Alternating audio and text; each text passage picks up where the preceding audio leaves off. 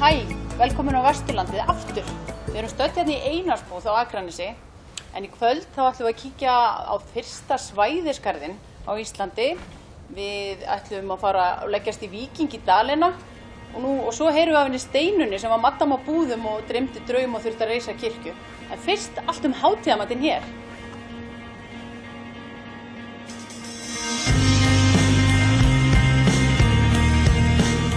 Það þekkja það flestir að vera fastheldnir og hefðir þegar kemur á hátíðamat. Akurnesingar eru þar engin undantekning og margir hreinlega verða að komast í kjötborðið í Einarsbúð áður en góða veislu gjöra skal. Við komum við hjá kaupmannunum á Horninu á Akranesi og fengum að heyra hvernig þetta þróaðist. En sko búðin náttúrulega, hún var bara lítil fyrst, sko.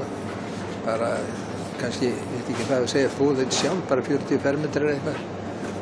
Og allt plássið svona 90 fermetrar. Sko 1946, en þetta svona í 800 fermetra húsnæði núna, sko.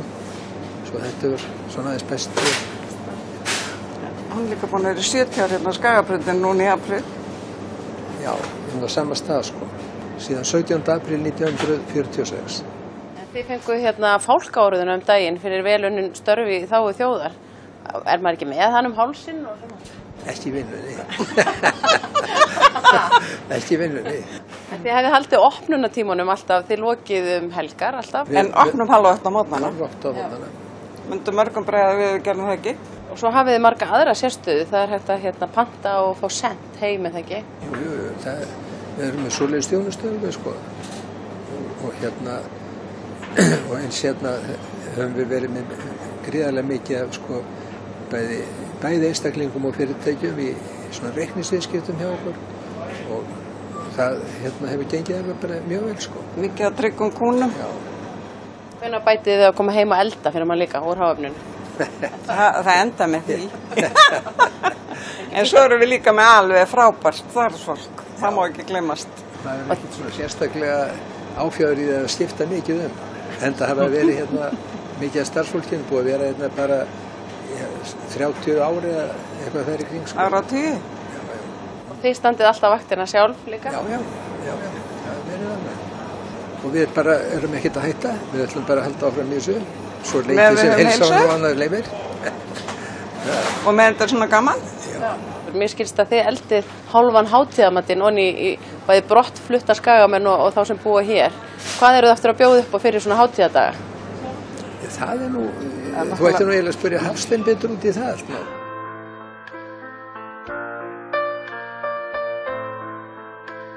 Og það er svolítið sérstökt hefð hérna jól og páska í Einarsbúð að þið eldið onni helmingina bænum eða ekki og helmingina brottfluttum Akurnesingum. Jú, það má kannski segja það að varðandi lambakjötið, það hefur skapast þetta ákveðin hefð í að selja fyllt kjöt, fyllt lambalæri, fyllta hryggi. Gamla daga var það þannig að þá hérna voru menn alltaf svona fastir í fylltum lærum með sveskjum og þurrkuðum eplum. Í seinni tíma á síðustu kannski 16-18 árin þá höfum við þróað svolítið kjöt hérna sem eru fylltir hryggi með alls konar blöndur, með gráðost og döðlum og villiseppum, sólþurrkuðum tómatum og ýmsum blöndum. Og vinsælasta blandan okkar er kannski svona svokallaða jökkblanda sem samanstendur á sólþurrkuðum tómatum, sætum kartöflum og ekki má nú gleyma kannski salatinu. Já. Sem að salatdrottningin okkar, hún Sunna, hefur séð um. Er ekki mikil pressa að sjá salatið fyrir helmingina bænum? Þetta er dálítið vinna, sko. Já. Við erum búin að gera þetta örugglega í 20 ár. Þannig að þetta er orðið svona... Hvaða tegundir ertu að bjóða upp á? Þetta er svona ferskt grænmetissalat, annars er með rauðlauk og svo án og svo er þetta ávaxtasalat líka. Mjög vinsælt, við seljum alveg óheimi af þessu. Er það svona rjóma hátíðarsalat? Já, en akkurat, það er akkurat svolítið salat. Ekkert að tjópa þetta niður bara með litlum hnífum? Jú, þetta er svona handskorið. Já. Að mestu. Alla paprikur, gúrkur og allt þetta er allt handskorið. Og mikil ást og mikil lögð í þetta? Já, framlega, sko. Mér langar kannski að nefna líka með forvera minn hérna í verslunum, Gunnar Elíasson, sem að rauninni svona uppalega hannaði og kom með þessara salatsölu á og það er rétt sem Sunna segir, svona 20-25 ár síðan að salati var byrjaði hérna. En hann var búinn að vera í þessum fyrstu lærum, svona gamaldags lærum, sjálfsagt í 40 ár. Og það var þá aðalega með sveskjum og eplum? Aðalega með sveskjum, eplum og kannski blönduðum þurrkuðum ávöxtum, en nánast eingöngu það. Og það var ekki fyrir 17-18 árum sem ég fór að koma inn með svona aukna fjölbreytni í þessum fyllingum. Og það er bara í takt við þann tíðaranda sem er í gangi. Fólk er tilbúið að prófa ýmislegt, en samt er það alveg svona, er þessi hefðin samt först. Það kynni sér, spyr að ég ætla að fá bara jökfylling og læra. En er ennþá selt svolítið af sveskjum og eplum, þessari rótgrónu fyllingum? Nei, það er ekki gert mikið af því. Það er einn og einn. Ég vil ekki segja það séu svona yfir 70 sem kaupið það í dag. Hinn eru tilbúinir í alls konar fyllingar. Hvað sé ég hérna í dósunum hérna fyrir innan? Þetta er eitthvað... Líka sérlögu dressing sem við gerum alltaf með þessu salati sem við bjóðum upp á. Fersku hérna, og þú gefur náttúrulega ekkert upp hvað er í því, þetta er eitthvað leyndamál. Nei, þetta er svona atvinnulegu leyndamál, sko. Að við lenti því að fólk berji hérna eitthvað utan eftir lokun alveg grátandi yfir lærinu sínu og páskarnir kom ekki nema lærið sem komið á borðið. Ég hef lent í því að selja sko áramótasteikina mína og páskasteikina frá mér sko. Það kom kona inn til mín og ég var að klára það fyrir konuna mína, fylltan hrygg, kom kona inn til, ég glimta panta hafsir bara, vill ekki bara fá þennan. Og ég var náttúrulega að hafa bara eitthvað annað í matinn sjálfur. Kona var ekki ánað. Nei, við höfum ég hef svo sem síðasta afgreiðsla kannski sem ég tekið, þá fór ég heim til læknisjórnina hér í bæ klukkan 4 aðfangadag með fyllt læri. Þannig að við svo sem afgreiðum alveg fram á síðustu stundum, svo framalega sem lærin eru til og eru til þýðin læri að hryggja til opuna. Það er öllu reddað. Sagan segir að fólk sé jafnvel að kaupa hérna löngu eftir að það er flutt. Er dálítið af því? Já, það kemur fyrir að börn, foreldrar að koma hérna og versla lærið að hryggi til þess að taka með sér til Reykjavíkur eða jafnvel lengra. Brottflutti skagamenn hafa hringt hérna á spurt hvort við getum sent jafnvel og við höfum líka reddað því ef það er í góðan tíma. En það eru, já, þetta fer víða. Það eru margir sem eru fastir í þessari hefð og vilja gjarnan hafa hana þó þeir séu fluttir hérna frá Akranesi. Sjáðu, er ekki best að ég panti þá svona hugaflugs bara læri hjá þér? Er ekki komið bara? Við skellum bara rækjum og humri í læri fyrir þig og vandamáluðileg. Yes, ég kaupi það.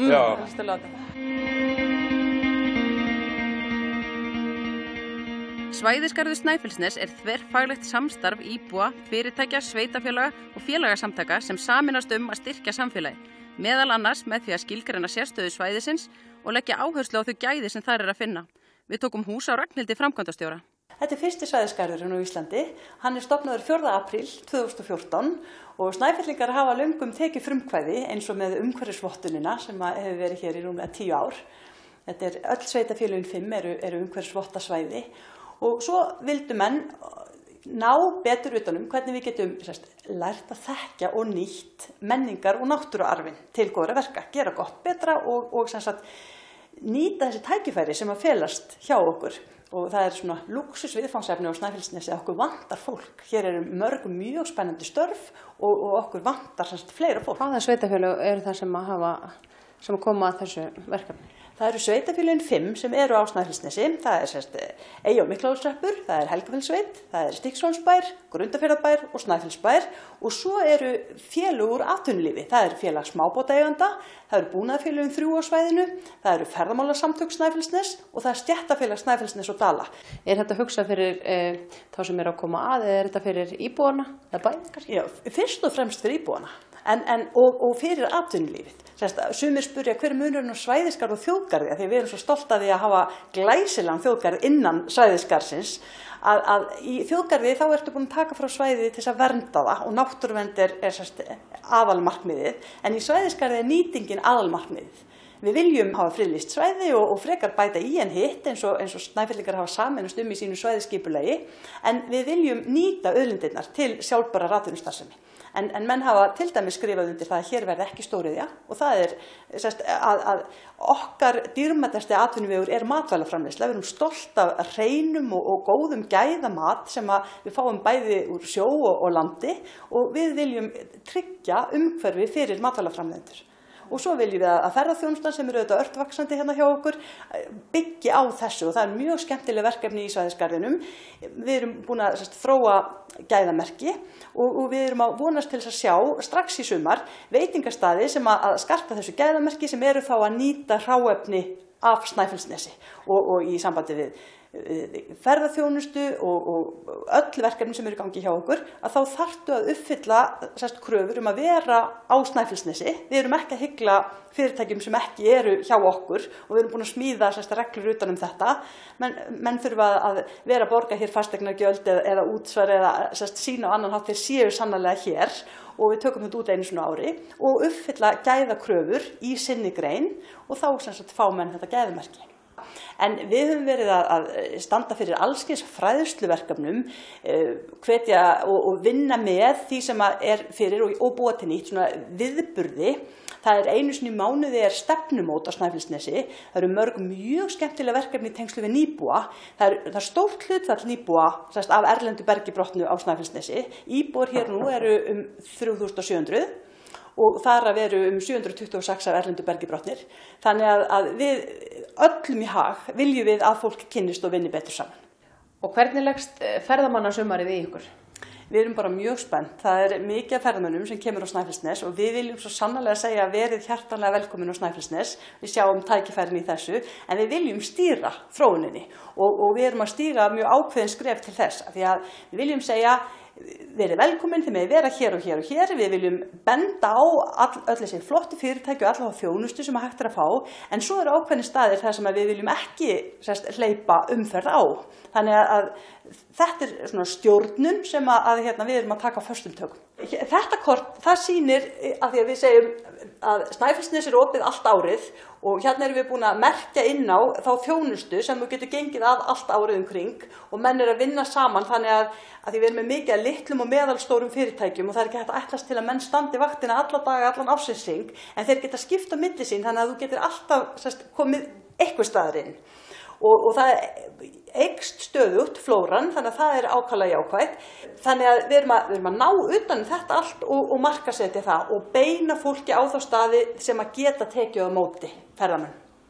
Svo fannst mér mjög spennandi, þú varst að segja mér frá sagnafylgd áðan. Hvernig gengur það fyrir sig? Já, það búið að stofna félag sem heitir Sagnaseiður á Snæfellsnesi og það eru öllum opið sem að uppfylla þessar gæðakröfur okkar og eru á Snæfellsnesi. Og við erum búin að búa til gæðahandbók og flokka þetta niður. Þannig að við erum með sagnaþuli sem eru á ákveðnum stað og taka á móti hópum þar. Við erum með sögufylgjur sem taka minni hópa og geta þá leyst úr spurningum hvers og eins. Og svo svæðislóðussa sem geta tekið þá stærri hópa. Þetta allt heimamanneskjur sem að lesa sögur úr landslæginu. Sama manneskjan getur verið með fleiri en einn hatt, en við erum að skilgreina þessa vörupakka þannig að það sé alveg á hreinu hvað þú ert að selja í hvert og eitt sinn. Og það mikil gróska hér verið að hugsa landbúnaðartengda ferðaþjónustu og allskyns sýningar og það eru mörg undur á Snæfellsnesi. Þannig að við segjum bara verið hjartanlega velkomin. Við viljum taka vel á móti. Sen kemur langþráð frí, ferð okkar fjögra, heitið á Snæfellsnes. Sen kemur langþráð frí og okkar allra bíður að kært Snæfellsnes.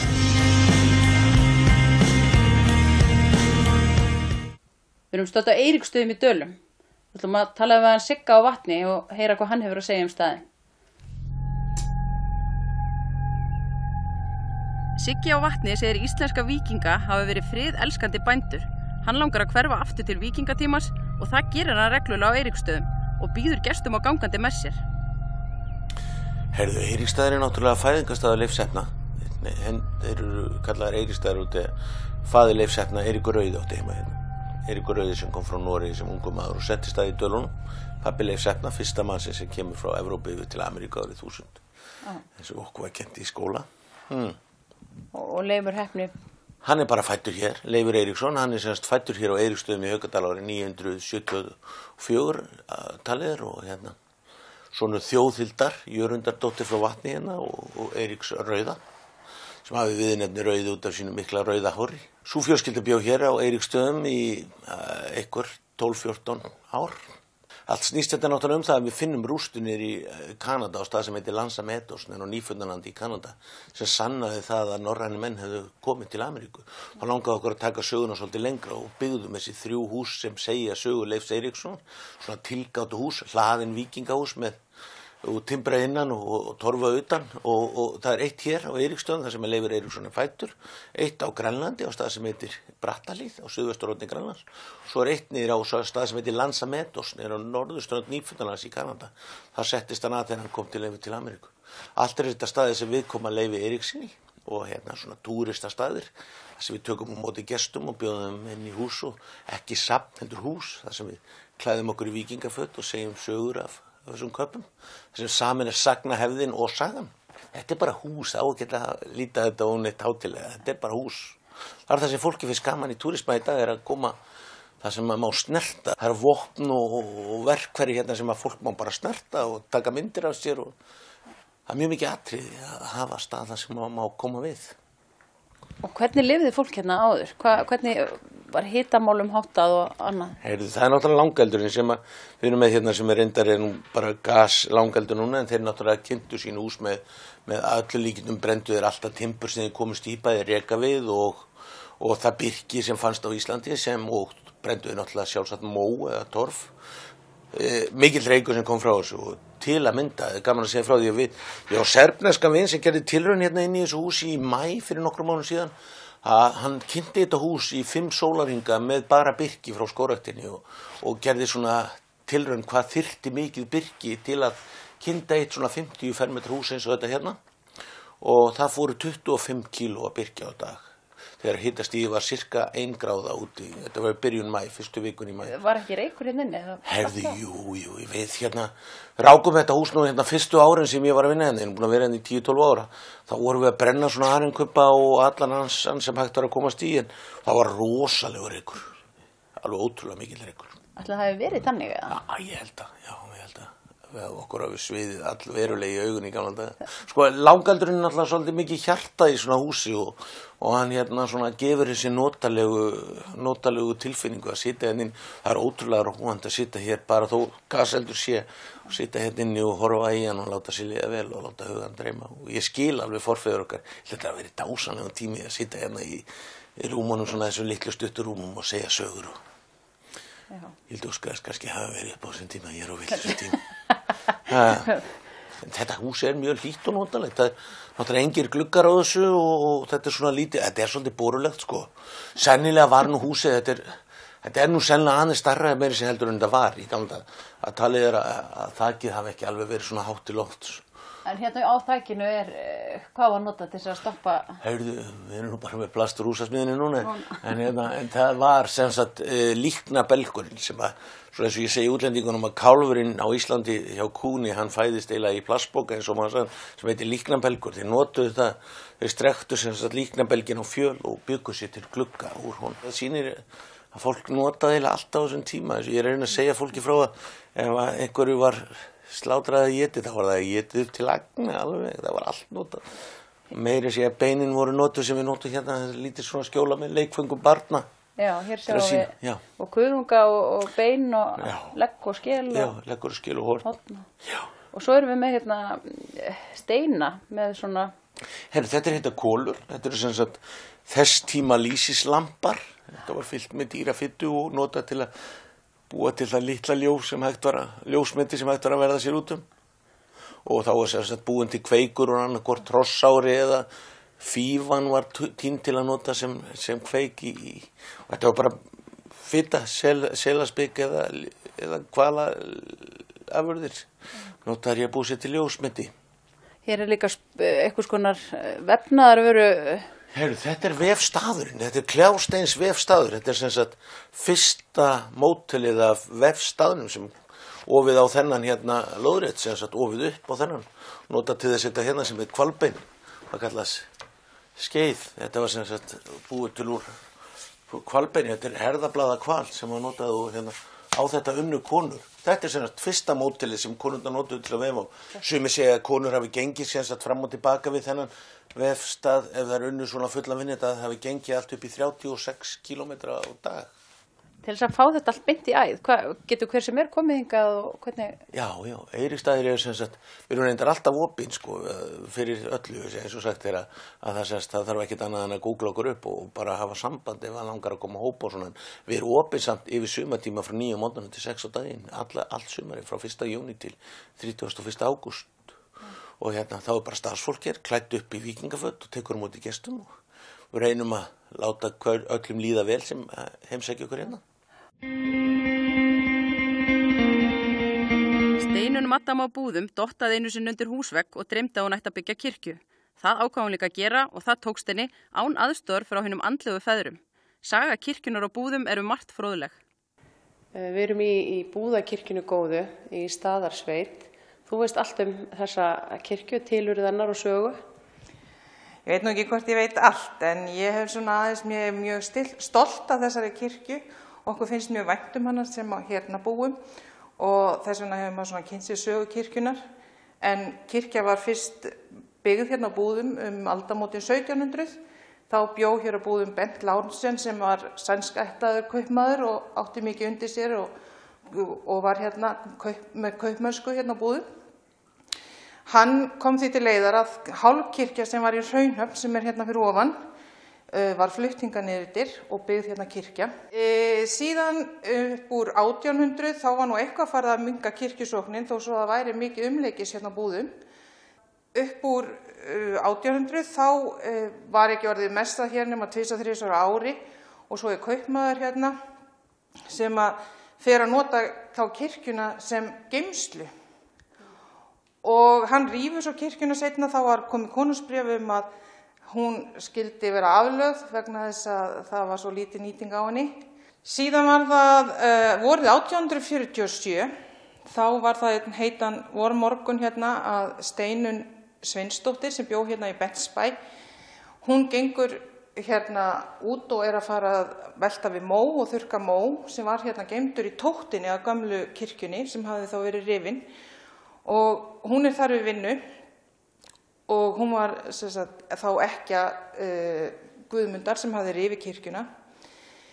Þá sækir að henni mikill svefn og hún bara gat ekki haldið áfram og hún leggur sig fram á móstaflan og sofnar og dreymir þá að Bent Lárensen kemur til hennar og mikið niðri fyrir og segir að það sé ekki tækt að hafa ekki kirkju á Búðum og biður hennar bara vinsamlegast að beita sig fyrir því að kirkjan verði endurreist hérna á Búðum og tekur af henni loforð þarna í draumi það að hún skuli gera það.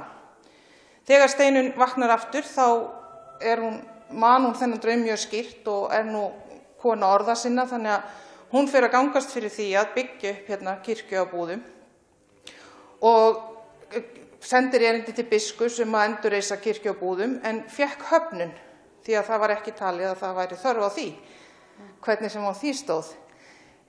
Hún getur ekki sætt sig við þennan úrskurð og sendir konungi bréf og fær konungsbréf upp á það að það megi reisa hérna kirkju og hún gengur bara mjög rösklega í verkið enda hún mikill dugnaðarfólkur og fær hérna með sér fólk sem bjó hérna á staðnum og reisir hérna kirkju bara upp á sitt einstæmi bara fyrir sitt eigið fé og dugnað og bara með aðstoð nágrannanna.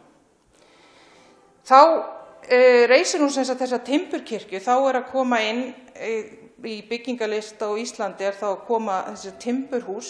Við erum að færa okkur svolítið úr torfhúsunum, torfkofunum eins og sumir segja. Þannig að þetta með elstu timburkirkjum sem eru til á Íslandi. Þessi kirkja svo staði hérna á Búðum síðan og var síðan gerð upp á mörgum stigum. Var farin að láta mjög á sjá. Þá var búið að klæða hana utan með bárujárni og þá var búið að klæða af gluggana og breyta gluggunum hérna. Síðan þegar Rögnvaldur Finnbogason prestur hér á Staðarstað 1987 og hann gekkst fyrir því að fá Þjóðminjasafnið í lið með sér og Hörður Ágústsson og hann og Þráinn Bjarnason í Hlíðarholti sem þá var formaður sóknarnefndar. Þeir unnu hérna stórvirki að gera upp þessa kirkju sem var gerð upp samkvæmt teikningum sem fundust og gerð upp eins og kirkjan sem Steinunn byggði. Þegar hún hafði unnið þennan fullnaða sigur að hafa reist þessa kirkju, þá lét hún letra á á hringinn sem hérna utan á hurðinni að þessi kirkja sé reist án styrks frá hinum andlegu feðrum og þar að vega að yfirmönnum kirkjunar af Mattumu Steinunni á Búðum. Þannig að hún skildi eftir undirskriftina að hún hefði gert þetta einu sjálf og bara að sinni framfylgni. En nú hún alveg kolsvört frá toppi til táar kirkjan. Er það viljandi eða veistu hvernig sagan á baku það er? Í þá daga var bara tjargað utan, það var ekki til mikil utanhúsmáling, þannig að það voru tjargaður viðurinn sem var notaður í hana og það var náttúrulega svört tjaran. Og hérna innan þá hún máluð í þeim litum sem hún var máluð upphaflega og það var mikil vinna lögð í það þegar hún var gerð upp. Vinna sig inn úr þeim viðum sem voru eftir úr gömlu kirkjunni í kirkjunni sem stóð hérna þá. Þannig að það var skafið af lag fyrir lag af málningu alveg þannig að það komist inn í einsta lag þannig að hún lítur á að líta eins út eins og þegar hún var byggð í upphafi. Og það er þetta að sjá hérna innar í kirkjunni þetta að sjá til þess að bekknum hvernig skeyttir saman við gamlas fjalir saman við nýjar. Þannig að það var notuð allt timbur og allur viður sem að hægt var grindin úr og allt það sem var nýtilegt og síðan hitt gert eftir tekníku sem fundust.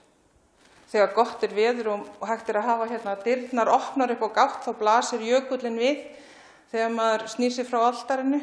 Þannig að þetta mjög fallegar athafnir hérna og það eitthvað svona hlýtt við þetta hús þó að það sé ekki kynnt upp og manni sé oft kalt í því. En hérna þá einhver yndislegur andi og það svona margt sem skemmtilegt og skondi eins og hérna kirkjuloftið sem við sjáum hérna fyrir ofan að kórinn, það sem kórinn stendur þegar hann syngur, að það sem öðruvísi þannig komast ekki mjög margir upp og það mjög lágt til lofts og þegar það raðað hérna í kirkjukórinn þá ekki raðað eftir röddum, þetta þessi stærð, það þessi stæðst í miðjunni og svo svona mingar og svo syngja þau bara eins og englar.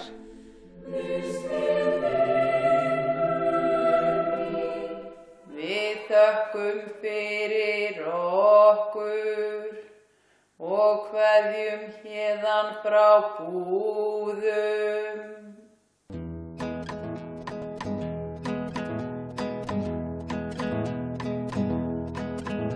Það þarf ekki að ljósta þó hamingju pesi, þreyjar hana upp á Snæfellsnesi.